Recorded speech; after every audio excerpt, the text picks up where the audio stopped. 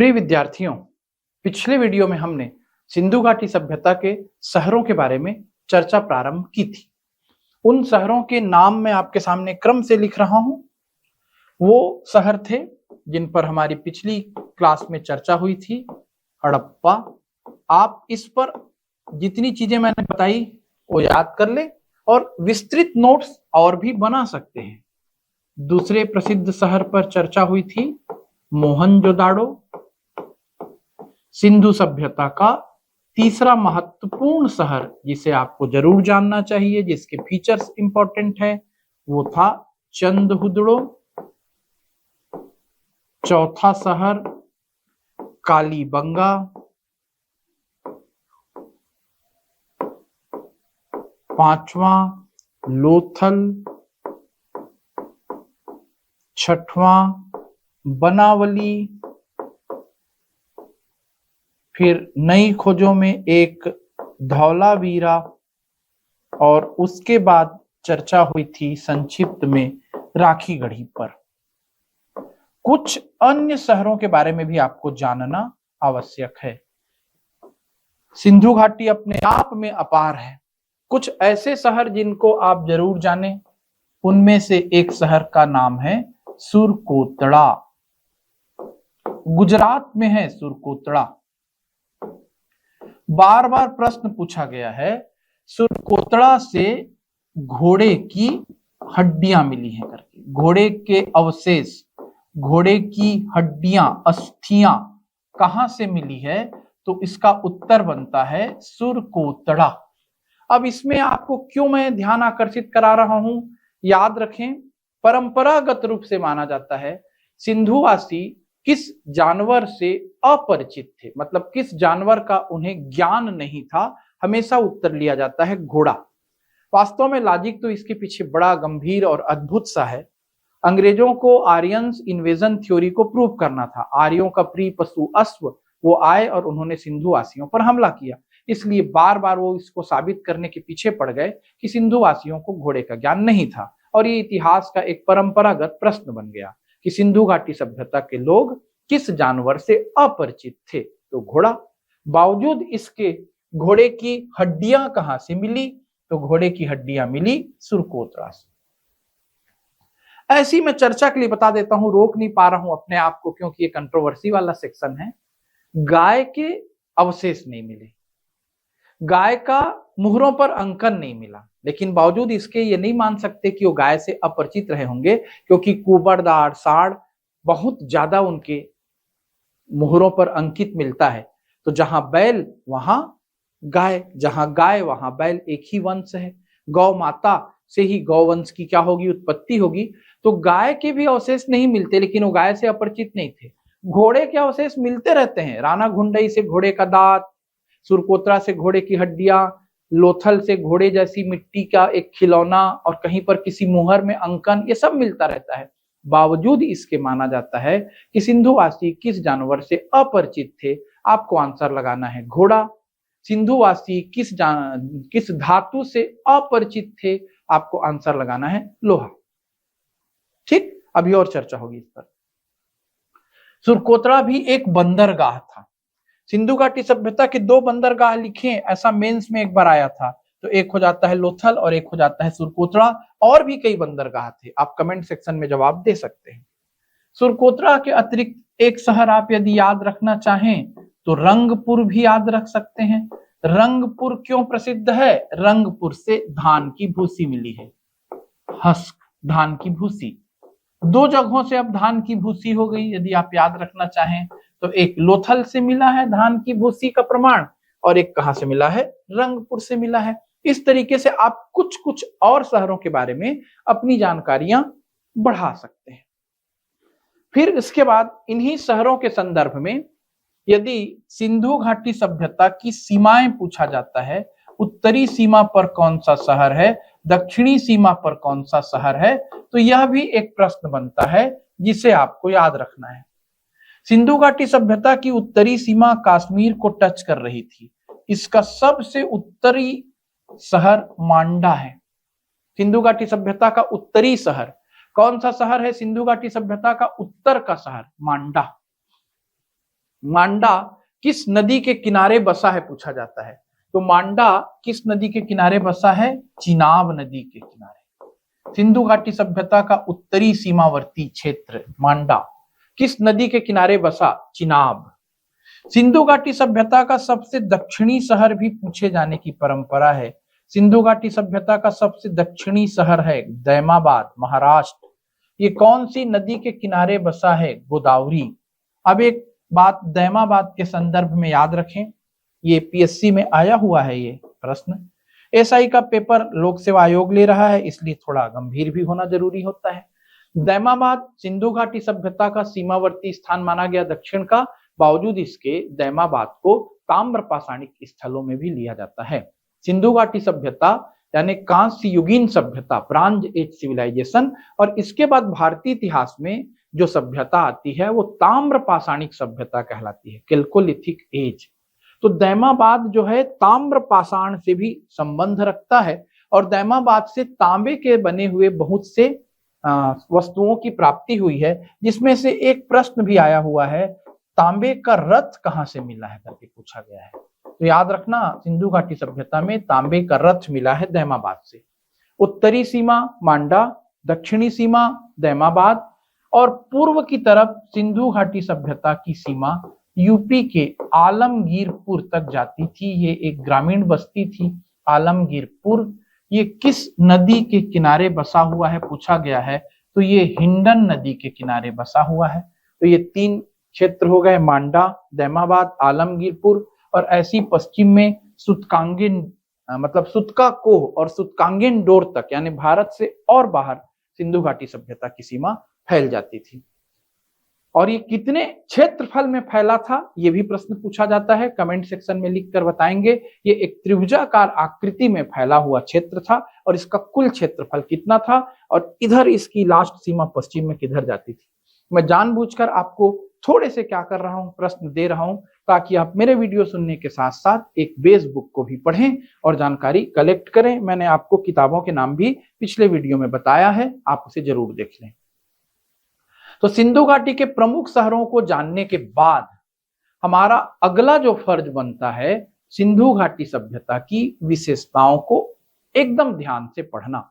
और इतिहास के किसी भी दौर की विशेषताओं को पढ़ने का बड़ा सिंपल तरीका, आप उसे क्लासिफाइड कर लें। कैसे क्लासिफाइड करना है, चाहे सिंधु घाटी रहे, चाहे मौर्य काल रहे, चाहे गुप्त काल रहे, कैसे क्लासिफाइड करना है?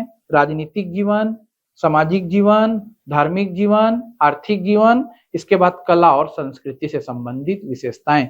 इसी क्रम में हम सिंधु घाटी की विशेषताओं को अपने दिमाग में लेने का प्रयास करते हैं।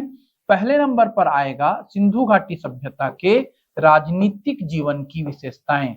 तो ध्यान से समझें, सिंधु घाटी के संदर्भ में हमें ये याद रखना है कि जो कुछ बातें हम पढ़ रहे हैं वो हम अवशेषों के आधार पर इतिहासकारों की राय बता रहे हैं, क्योंकि सिंधु घाटी वालों ने जो लिख कर छोड़ा है वो अभी तक पढ़ा नहीं जा सका और कोई उनके द्वारा लिखित प्रमाण, कोई पुस्तक इत्यादि तो मिली नहीं है, लेकिन उनके जीवन और उनके शहर के जो संरचना है और उनकी जो वस्तुएं हैं उनके आधार पर ये हमारे अनुमान है। जैसे पहला, राजनीतिक जीवन के बारे में क्या अनुमान है?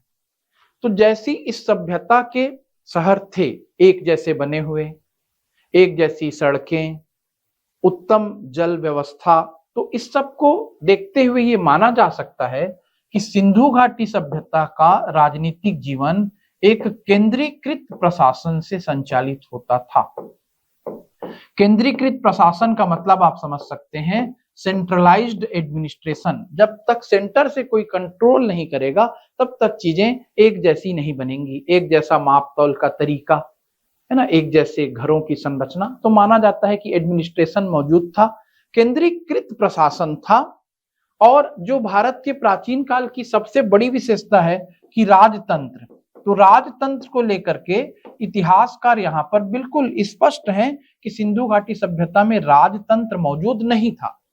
ये जो प्रशासन था ये किसके द्वारा चलाया जाता रहा होगा? तो कुछ लोग कहते हैं कि व्यापारियों का यूनिट चलाता था, कुछ लोग और कुछ राय देते हैं, लेकिन कुल मिलाकर एडमिनिस्ट्रेशन था, पर राजा महाराजा नहीं थे, क्योंकि खुदाई में महल जैसी संरचना नहीं मिली, राजा महाराजाओं के किसी भी प्रकार के क्या नहीं मिले, मुकुट सिंहासन जैसे अवशेष नहीं मिले। यद्यपि थोड़ा सा प्रमाण मिलता है, आप बहुत एडवांस जानना चाहें तो कुणाल नामक जगह से चांदी के मुकुट मिले हैं। बावजूद इसके ये माना जाता है सामान्य तौर पर कि सिंधु घाटी सभ्यता राजनीतिक जीवन में केंद्रीकृत प्रशासन में रहती थी, लेकिन केंद्रीकृत प्रशासन में रहने के बावजूद हम ये मान सकते हैं कि यहाँ पर राजतंत्र नहीं था। इनके प्रशासन में या तो व्यापारी वर्ग की भूमिका थी या कुछ लोग मान लेते हैं पुरोहितों की भूमिका रही होगी धार्मिक जीवन का, चूंकि हमें बहुत सारा प्रमाण देखने को मिलता है। ये एक राय है। ये हुआ इनका राजनीतिक जीवन के बारे में इतिहासकारों का सोच। फिर दूसरे जीवन पर आइए, जब हम इनके सामाजिक जीवन पर जाते हैं तो हमारी सोच का दायरा काफी बढ़ेगा। कारण बहुत सी वस्तुओं का मिलना। सामाजिक जीवन में जब हम जाएंगे तो ये माना जाता है कि जाति प्रथा जैसे प्रमाण तो रहेंगे नहीं, वर्ण व्यवस्था तो रहेगी नहीं, क्योंकि हमारे पास ऐसा लिखित एविडेंस कुछ नहीं है। माना क्या जाता है कि जिस तरीके से मकान अलग अलग प्रकार के थे, जिस तरीके से अलग अलग प्रकार की वस्तुएं मिल रही थी, तो समाज अलग अलग वर्गों में बटा था। विद्वान वर्ग रहा होगा, योद्धा वर्ग रहा होगा, कारीगरों का वर्ग रहा होगा, व्यापारियों का वर्ग रहा होगा। मतलब समाज में अलग अलग क्लासेस थे, वर्गीकृत सोसाइटी थी। वर्ण और जाति के बारे में कुछ भी नहीं कहा जा सकता। साधारण तौर पर इन्हें जाति विहीन, वर्ण विहीन व्यक्तियों की संज्ञा दी जाती है। लेकिन समाज में अलग अलग क्लासेस थे, वर्ग थे, विद्वानों का वर्ग या पुरोहितों का वर्ग, कारीगरों और श्रमिकों का वर्ग, व्यापारियों का वर्ग, है ना, इत्यादि इत्यादि। सेकंड, फिर जब हम राजनीतिक जीवन को आगे बढ़ाते हैं, समाज से जब हम आगे बढ़ते हैं या हमें राजनीतिक जीवन को किसी भी सब्जेक्ट में सिस्टम से पढ़ना रहता है तो हम सामाजिक जीवन को, तो पहले हम किसको लेंगे? परिवार। परिवार के बाद फिर इनका भोजन, भोजन के बाद हम क्या देख सकते हैं समाज में? इनका वस्त्र, वस्त्र के बाद हम क्या देख सकते हैं? इनका आवास। तो ये देखिए सामाजिक जीवन में किन चीजों को आपको ध्यान में रखना है। अभी तो ऑब्जेक्टिव पैटर्न का प्रश्न है, ऐसा ही आपको मेंस और प्री में भी सिस्टमेटिक पढ़ना रहता है। तो आप इनके परिवार के बारे में जाइए, कैसा सिंधुवासियों का परिवार रहता रहा होगा। तो मातृदेवी की बहुसंख्यक मूर्तियों के मिलने की वजह से ये परंपरा चल पड़ी कि सिंधुवासियों का पारिवारिक जीवन मातृसत्तात्मक था, यानी परिवार में मुख्य भूमिका माता की होती थी। संपत्ति का स्थानांतरण माता से पुत्रियों में होता रहा होगा, गारंटी कौन लेगा, लेकिन माना जाता है परिवार मातृसत्तात्मक था। भोजन कैसा करते रहे होंगे? तो भोजन को लेकर के स्पष्ट प्रमाण है कि ये शाकाहारी भोजन करते थे एवं मांसाहारी भोजन भी करते थे, क्योंकि इनके किचन से बहुत से छोटे छोटे जीव जंतुओं के हड्डियां, जीव जंतुओं के अवशेष मिले हैं, जो ये बताती हैं कि ये मांसाहार और शाकाहार दोनों के ही से भोजन के दोनों ही स्वरूपों से परिचित थे। और ये शाकाहारी भोजन में भी क्या खाते रहे होंगे? तो गेहूं, मटर, जौ, सरसों, तिल, तरबूज, खरबूज, इस तरह की चीजों के बीज, और भी कई प्रकार के प्रमाण, जैसे मैंने धान की भूसी इत्यादि की चर्चा की, ये सब मिला है। तो बहुत प्रकार के फल और बहुत प्रकार के कृषि उपजों से इनका परिचय था। वैसी जो जीव जंतुओं की हड्डियां मिली हैं किचन से इनके, तो उससे ये पता चल रहा है कि ये मांसाहार से भी परिचित थे। ऐसे ही इनके वस्त्रों को लेकर के है, तो भाई ये वस्त्र पहनना बिल्कुल अच्छे से जानते थे। संसार को इन्हीं लोगों ने ही तो सूती वस्त्र दिया। इन्हीं ने, मतलब ये कोई अपरिचित बाहर के भी लोग नहीं है, हमारे ही पूर्वज हैं। हमने ही सूती वस्त्र दिया, हमने ही वस्त्र दिया संसार को। तो सूती वस्त्रों का प्रयोग करते थे। क्या अन्य प्रकार के वस्त्रों का प्रयोग करते थे? एक प्रश्न मैं आपके सामने छोड़ रहा हूं। ये वस्त्र कैसे पहनते थे? तो दोनों प्रकार से वस्त्र पहनते थे। एक तो वस्त्रों को लपेट कर पहना जाता है। चलिए थोड़ा चर्चा को बढ़ा लेते हैं। क्या आज कोई लपेट कर वस्त्र पहनता है? मैं 2 मिनट रुक जा रहा हूं, आप सोचें, समय आपको दे रहा हूं, कमेंट सेक्शन में तुरंत लिखें, फिर मैं आपको जवाब दे रहा हूं। हाँ, सबसे अच्छा तरीका होता है वस्त्रों को लपेट कर पहनना, बहुत सुविधाजनक होता है साड़ी। कहीं से सिला हुआ वस्त्र नहीं है, लपेट कर पहना जाता है। धोती लपेट कर पहना जाता है। और साउथ इंडिया के लोग पहनते हैं लुंगी, लुंगी डांस करते हैं, लपेट कर पहना जाता है। वस्त्रों को लपेट कर भी पहना जाता है और वस्त्रों को सिल कर भी पहना जाता है। तो क्या सिंधुवासी वस्त्रों को सिलना जानते थे? हाँ, इनके अवशेषों में सुई जैसी संरचनाएं भी मिली हैं, जिससे ये पता चलता था कि ये वस्त्रों को लपेट कर भी पहनते थे, वस्त्रों को सिल कर भी पहनते थे, सूती वस्त्र से परिचित थे और उन वस्त्रों के ऊपर ये छपाई भी कर लेते थे, कुछ डिजाइनिंग बना लेते थे। एक अवशेष मिला है जिसमें एक व्यक्ति को साल लपेटे दिखाया गया है और उसमें 3-3 पत्तों वाला एक चिन्ह भी बना हुआ है, 3 पत्तियां साल कहलाता है।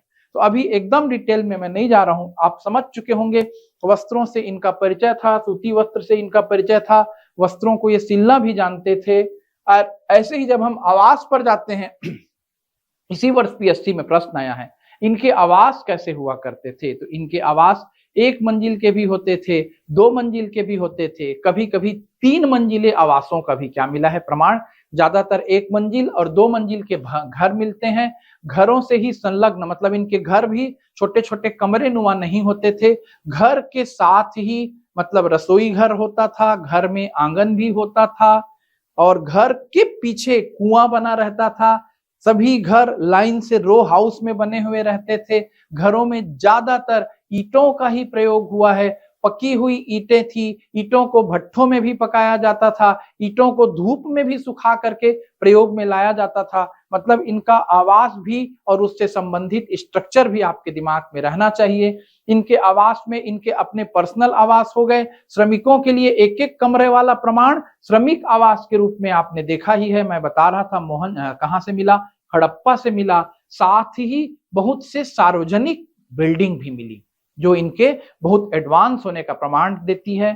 इनके भवन के अतिरिक्त जो हमें सार्वजनिक बिल्डिंगों के प्रमाण मिलते हैं, वो सार्वजनिक बिल्डिंग कौन कौन से हैं, तो आप इन्हें याद कर सकते हैं क्रम से। जैसे मोहनजोदाड़ो का स्नानागार एक सार्वजनिक बिल्डिंग है, जैसे हड़प्पा का अन्नागार एक सार्वजनिक बिल्डिंग है। और इनकी जो संरचना बनती थी, इनकी जो घर मतलब शहरों की संरचना बनती थी, शहर 2 हिस्सों में बांटते थे।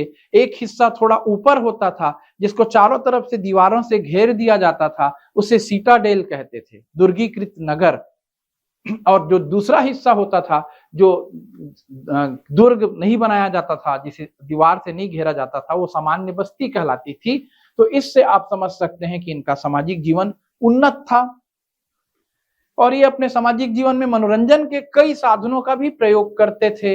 ये शतरंज जैसा कोई खेल खेलते थे, पासे जैसा कोई खेल खेलते थे, इसके साथ नृत्य के संगीत तो थे ही, और जो नृत्य के शौकीन तो थे ही, और जो नृत्य का शौकीन रहेगा वो संगीत का भी शौकीन रहेगा। कासे की नर्तकी का मिलना और भी कुछ वाद्य यंत्र जैसे कुछ संरचनाओं का मिलना, देखिए, खोजिए, समझिए उसको। साथ ही ये आभूषणों के भी शौकीन थे। किन किन धातुओं से बने आभूषण का ये प्रयोग करते थे, तो ये सोने के बने आभूषण पहनते थे, चांदी के बने आभूषण भी पहनते थे, हार से लेकर के कई प्रकार के आभूषणों का इनके द्वारा प्रयोग किए जाने का स्पष्ट प्रमाण मिल चुका है। अब समझे किस किस धातु से ये परिचित थे, तो सोने से परिचित थे, चांदी से परिचित थे, तांबा से परिचित थे, रांगा से परिचित थे। इसके अतिरिक्त ये कांसे नामक मिश्र धातु से परिचित थे, यानी बहुत प्रकार की धातुओं को जानते थे। अलग से दिमाग में फिर बैठा लीजिए, ये किस से परिचित नहीं थे, तो ये लोहे से परिचित नहीं थे। इस तरह से आपने बहुत सिंपल हंसते खेलते सिंधुवासियों के राजनीतिक जीवन पर नजर डाली, सिंधुवासियों के सामाजिक जीवन पर नजर डाली। अब आप अपनी स्टडी को कैसे समझेंगे कि हम सही दिशा में जा रहे हैं कि नहीं जा रहे हैं, ऑब्जेक्टिव बनाइए। यदि आपसे ऑब्जेक्टिव बनता है इतना पढ़ने के बाद इस सेक्शन का, तो आपको लगेगा हमारी तैयारी ठीक है। कोई फैक्ट नया मिलता है उसे जोड़िए, घबराइए मत। ऑब्जेक्टिव के लिए मैं आपको दिल से सजेस्ट कर रहा हूं घटना चक्र का इतिहास सेक्शन का PSC वाला आप आंसर पेपर उठा के सॉल्व कर दें। उसमें ऑब्जेक्टिव के साथ साथ नीचे में उसकी व्याख्या भी दी गई है। आगे बढ़ते हैं। पहले हमने कौन सा जीवन देखा? पहले क्रम पे हमने देखा राजनीतिक जीवन, फिर हमने किस जीवन को देखा? सामाजिक जीवन। अब आ जाइए धार्मिक जीवन पर।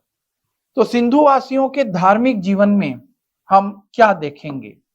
द्विदेवता मूलक धर्म था, मतलब मातृदेवी की उपासना करते थे, बिल्कुल पता है।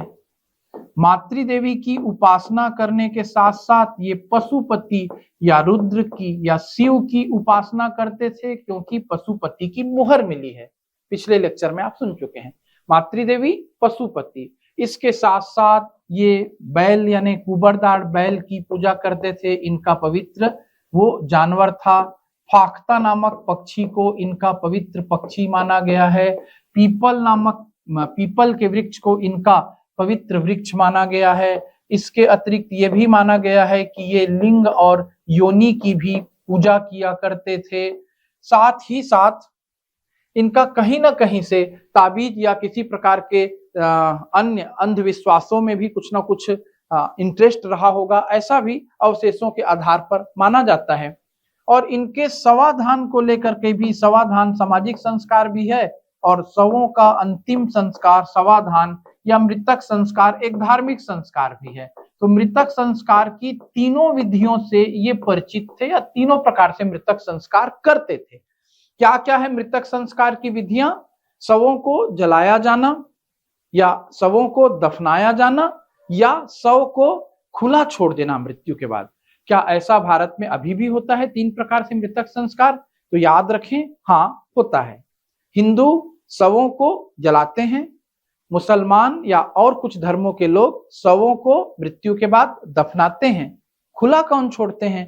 तो याद रखें, पारसी धर्म के लोग मृत्यु के बाद मनुष्य के शरीर को एक टावर बनाते हैं, टावर ऑफ साइलेंस, ऊंचाई पर बनी होती है वो टावर, वहां ले जाकर मनुष्य के शरीर को खुला छोड़ देते हैं ताकि चील कौवे आकर के उसके शरीर को खाएं। बाजू में पानी भी रख देते हैं, खाएं और पानी पी करके जाएं। ऐसा क्यों करते हैं? ताकि मनुष्य का शरीर मृत्यु के बाद किसी के काम आ सके। तो टावर ऑफ साइलेंस, इसका संबंध किस धर्म से है आधुनिक संदर्भ में पूछते हैं तो पारसी धर्म से है। और सिंधु वासियों के धार्मिक जीवन की जब हम विशेषताओं पर चर्चा करते हैं तो सिंधुवासी धार्मिक जीवन में मृतक संस्कार में तीनों प्रकार के मृतक संस्कार की क्रियाएं करते थे, ऐसा माना जाता है। लोथल और कालीबंगा से युगल समाधियां भी मिली है, ये भी आपको याद रखना है। तो सामाजिक, आर्थिक, धार्मिक इस तरह के जीवन को आपने देखा, राजनीतिक जीवन को देखा। आर्थिक जीवन मुझसे शब्द निकला, पता नहीं पाया था। आर्थिक जीवन में जाएं तो पहला चीज याद रखें, ये विनिमय प्रणाली पर अर्थव्यवस्था चलाते थे, बार्टर सिस्टम था। विनिमय प्रणाली का मतलब ये मुद्रा प्रणाली से अपरिचित थे, एक वस्तु को देकर के उसके बदले में दूसरी वस्तु को लेना, इसे विनिमय कहते हैं। तो ये विनिमय के माध्यम से व्यापार करते थे। माप तौल से परिचित थे। माप तौल में किसका प्रयोग किया जाता था? 16 और उसके आवर्तकों का प्रयोग किया जाता था। ये आयात भी करते थे विदेशों से वस्तुएं और निर्यात भी करते थे। अभी एसआई के प्री का दौर है, इसलिए मैं आयात निर्यात की जगहों की चर्चा नहीं कर रहा हूं। ये सब चीज यदि आपको याद हो गया होगा तो कहां से क्या मंगाते थे, कहां क्या भेजते थे, किताबों में दिया रहता है, आप थोड़ा बहुत याद कर सकते हैं। तो विदेश व्यापार से उनका परिचय था, आयात निर्यात करते थे। मापतौल से उनका परिचय था, उनके पास बंदरगाह थे, लोथल, सुरकोतड़ा और अन्य कई जगहों में विनिमय प्रणाली के माध्यम से उनका उन्नत व्यापार चला करता था। इसके साथ साथ ये याद रखिए, मापतौल में वो बाटों का प्रयोग करते थे, मापतौल के लिए वो तराजू का प्रयोग करते थे। तराजू के साथ साथ पैमाने या स्केल भी उनके द्वारा प्रयोग में लाए जाते थे, ये भी आपको याद रखना है। ये स्केल हाथी दांत के भी बने हुए मिले हैं और धातुओं के बने हुए स्केल भी मिले हैं, मतलब एक उन्नत आर्थिक जीवन था इनका।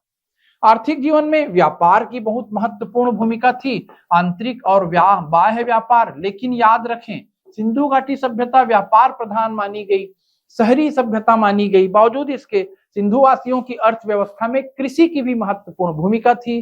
कृषि बहुत ही महत्वपूर्ण था, इससे भी हम इनकार नहीं कर सकते, क्योंकि जनता का एक बड़ा भाग कृषि पर ही निर्भर रहता है।